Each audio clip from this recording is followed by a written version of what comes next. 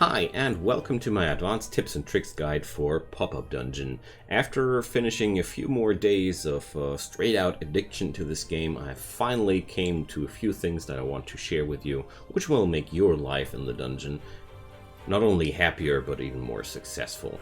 So if you like that kind of content, check out my channel. You'll find plenty of other videos towards strategy gaming and such things there. If you find something you like, leave a subscription, make my day a very happy one, and you won't miss any future content.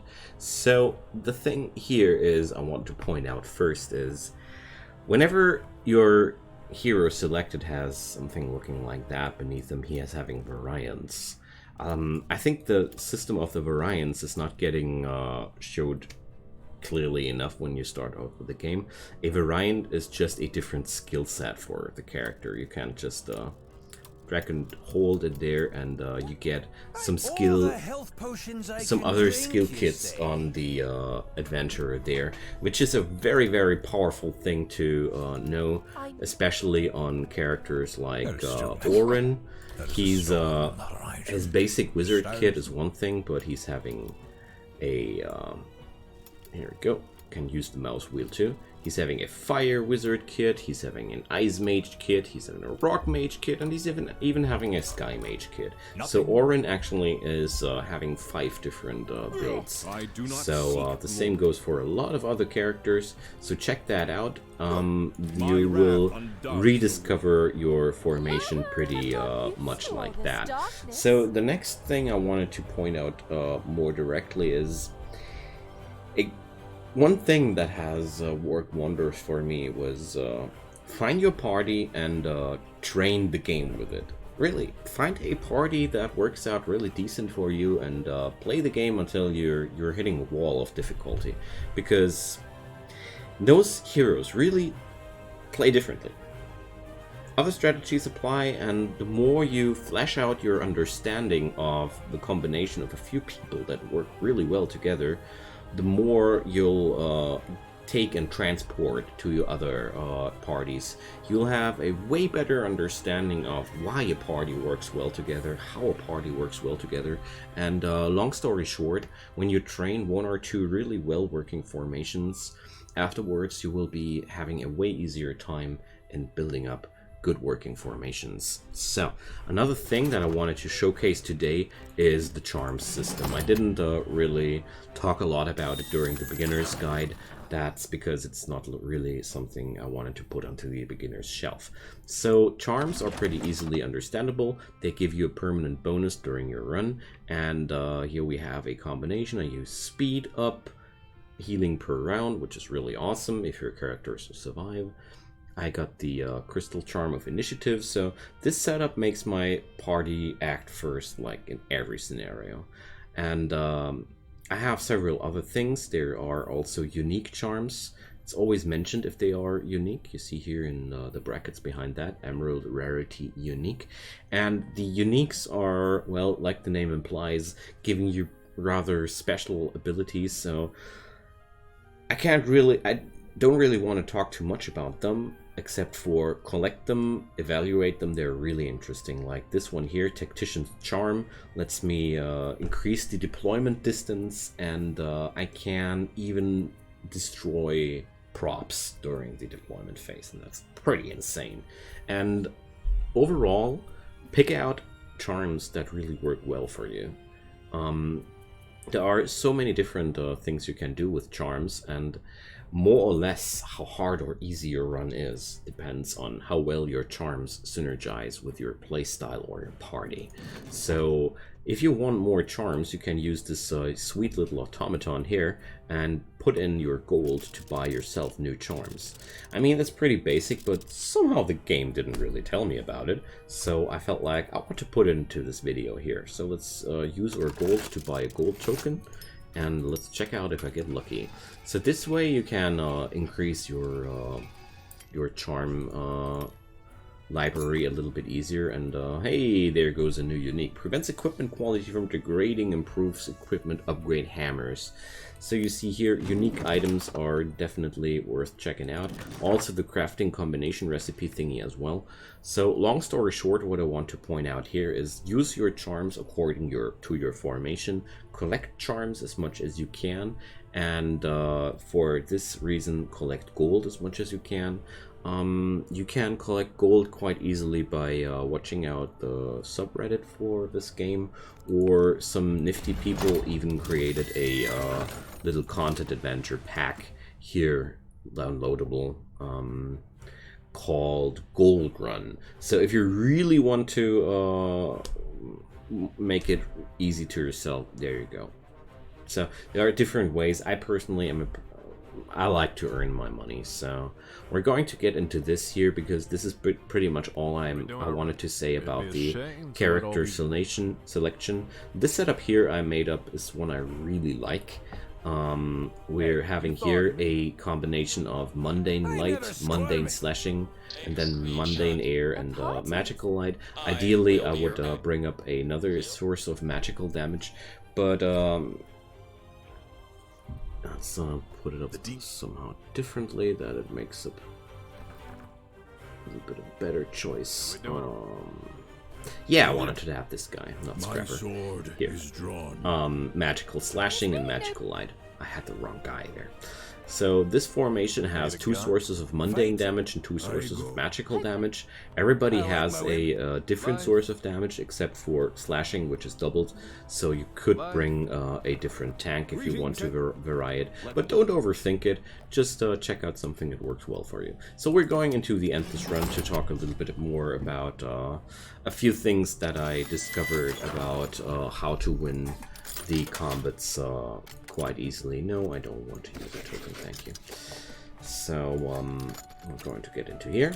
The Endless Run mode is one I really like to earn some quick money and try out new formations, and that's another thing I want to talk about.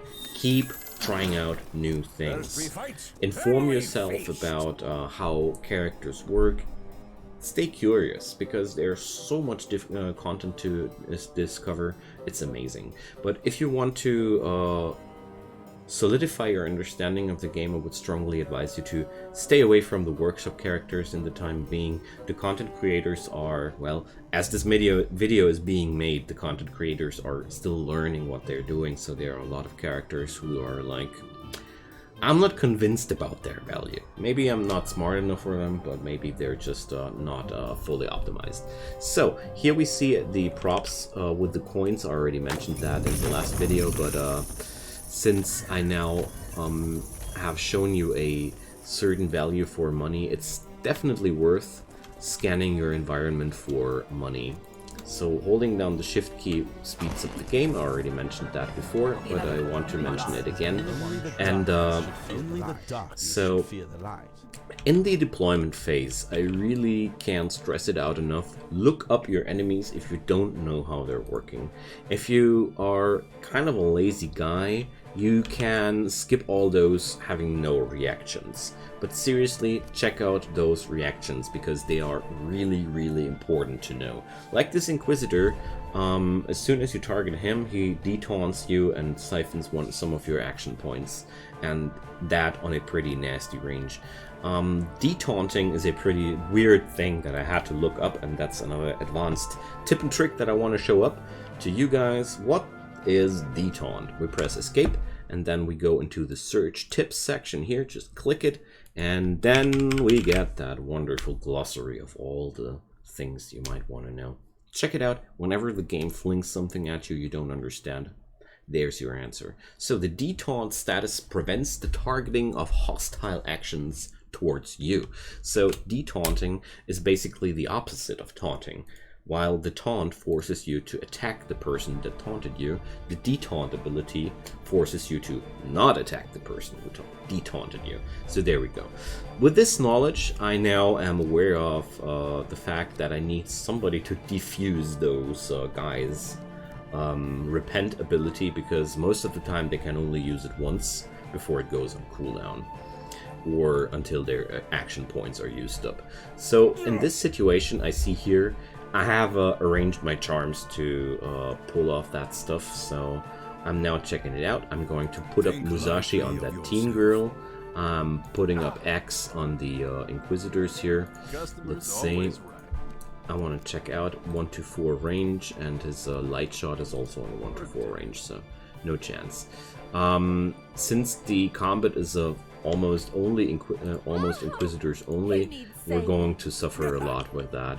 So let's drop down everybody like that and start the battle. So I paid attention to have the first acting person right next to one unit, and I'm going to try and kill off somebody.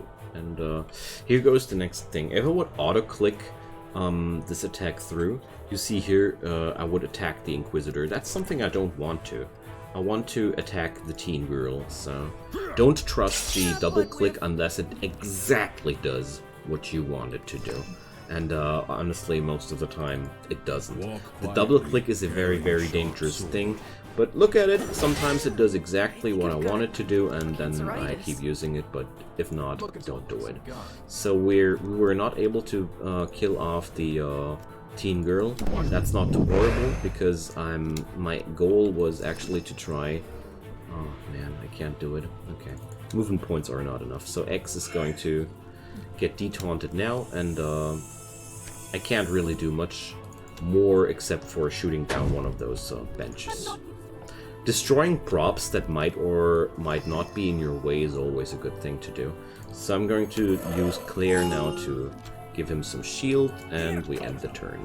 I'm not talking too much about the skills I'm using here because I feel like it's not that important. With this combo, I know pretty exactly what I'm doing, and we're ending now the turn. So with this setup, I just wait out now this turn. And the Inquisitors do their thing, of course, but we got rid of the girls, so these guys are now not really able to do much more than that.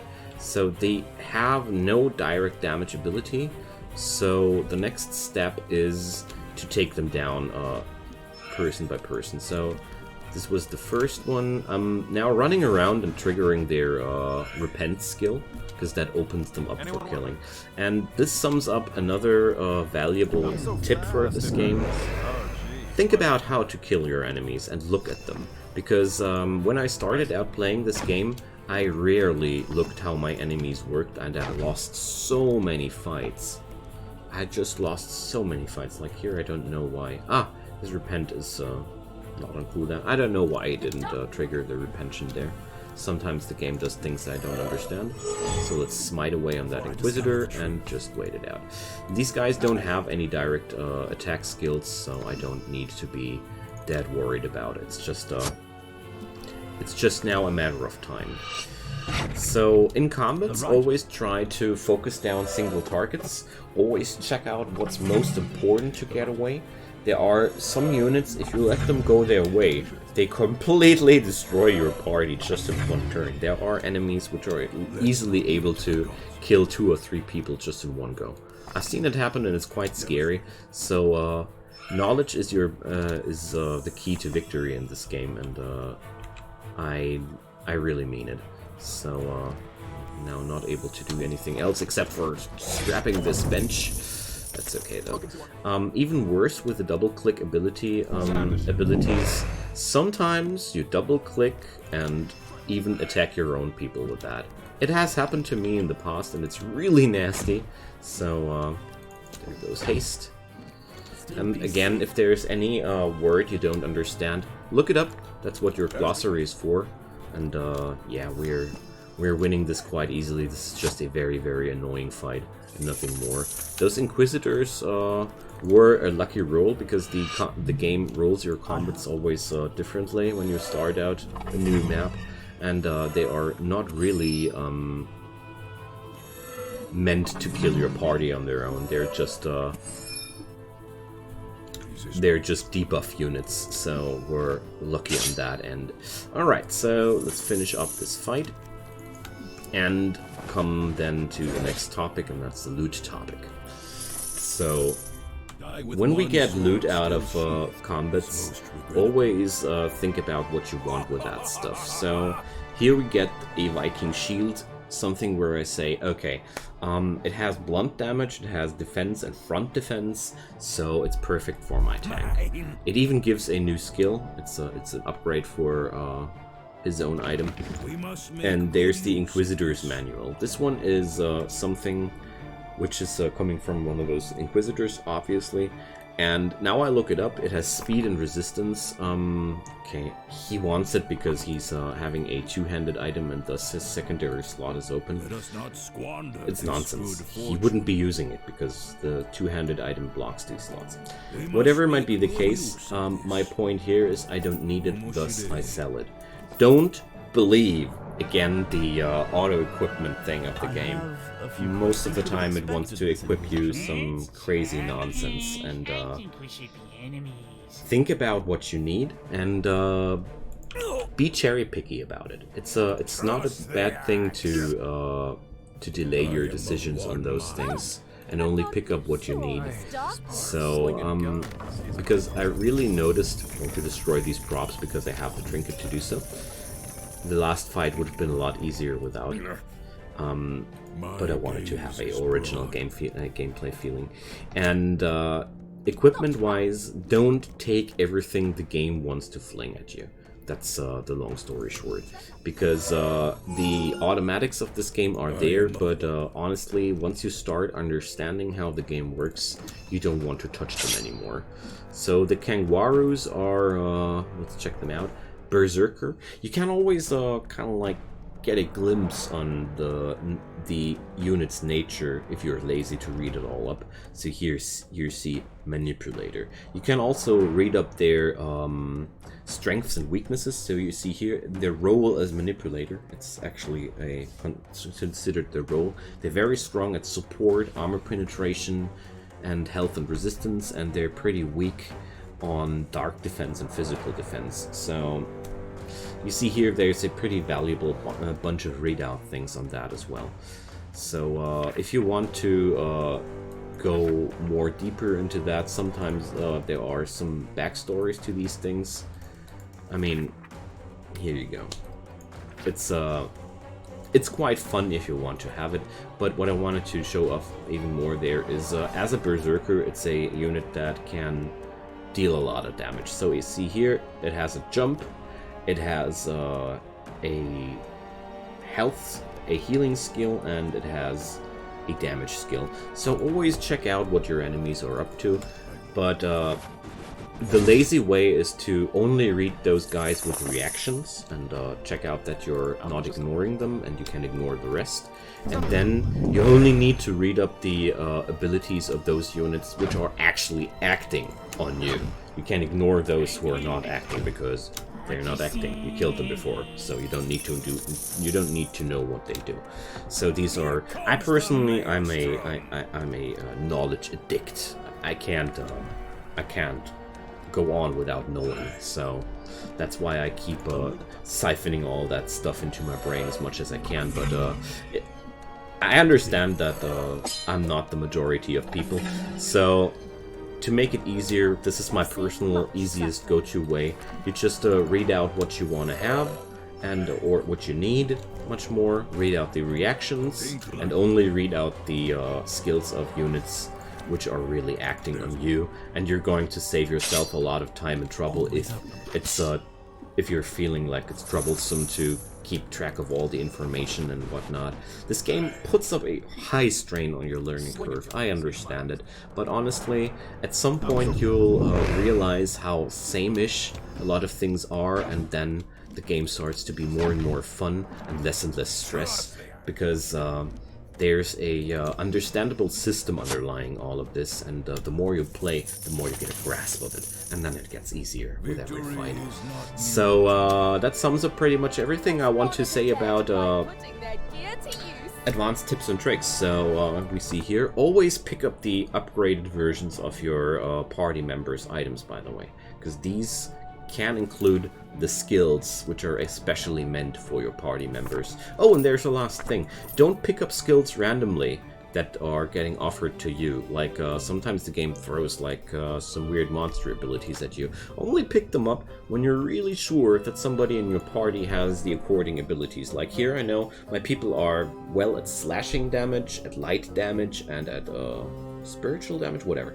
So only pick up skills that are according to your own character's abilities, because otherwise you'll end up with skills that just don't do any damage at all. Alright, I think that was pretty much everything I wanted to say. We're going to end this adventure here. And yeah, it's a perfect example here. So the timber skill goes for slashing damage. Ha, wonderful. An example to end with. So this skill is ideal for Musashi and oh god, I forgot his name. But I think Ragnar it was. So these guys could take it, but you see here the damage numbers go lower on the wrong people. And the Sneezy Cake is a skill that you see here. You can hover it, or if you're insecure about it. So my dwarf is actually able to use the skill somewhat, so we're going to try it out. Alright, so this sums it up. I hope I was able to help you. I am very, very grateful for you watching this video, as usual. I love when you take time to watch my videos. And apart from that, leave comments and whatever you want to tell to me. And of course, if you haven't subscribed yet, now is a perfect moment to do so and make my day. Until then, have a wonderful time, friends, and see you. Bye-bye.